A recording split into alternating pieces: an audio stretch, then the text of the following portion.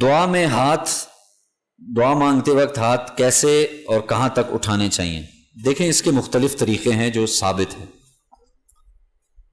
آپ صلی اللہ علیہ وسلم سے جو ثابت شدہ ہیں۔ بعض دفعہ آپ علیہ السلام کندھوں سے اوپر، اتنا اوپر آپ ہاتھ اٹھا لیتے تھے، بعض دفعہ ان ہاتھوں کو جوڑتے تھے، بعض دفعہ ان ہاتھوں کو کھلا بھی رکھتے تھے۔ زیادہ نہیں، وہ ایک عجیب سا لگتا ہے آدمی، لیکن تھوڑا ہاتھوں کے درمیان فاصلہ بھی ہوتا کبھی کبھی، اور کبھی جوڑتے، لیکن ہاتھوں کا رخ ہمیشہ آسمان کی طرف ہوتا، جو ہاتھوں کی تلیاں۔ اور بعض دفعہ آپ علیہ السلام کندھوں تک اور بعض دفعہ کندھوں سے نیچے تک، لیکن رخ پھر بھی آسمان کی طرف۔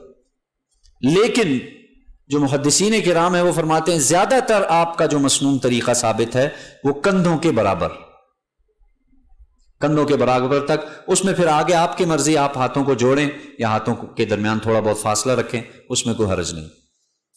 یہ مسنون، زیادہ مسنون طریقہ۔ بعض لوگ یوں ایسے ہاتھ، بعض لوگوں کے ہاتھ ہی نہیں کھلتے بیچاروں کے، وہ ایسے مٹھیاں بند کر کے ہاتھ مانگ رہے ہوتے ہیں، اور بعض اتنا زیادہ کھول دیتے ہیں کہ وہ سمجھ ہی نہیں آتی یہ دعا مانگ رہا ہے یا کیا کر رہا ہے۔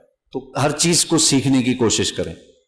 دعا مانگ رہے ہیں تو آپ کی جو ہتھیلیاں ہیں نا، ان کا رخ قبلے کی جانب، اپنی جانب نہ کریں، اور نہ بالکل ایسے ہو کہ عجیب سا لگے۔ سنت طریقہ آپ کو یاد رکھیں، کبھی بھی اس میں آپ یعنی غلطی نہیں پکڑ سکیں گے، ڈیفیکٹ یا ڈیفالٹ نہیں اسے کر سکیں گے، اس میں نہیں دیکھیں گے آپ۔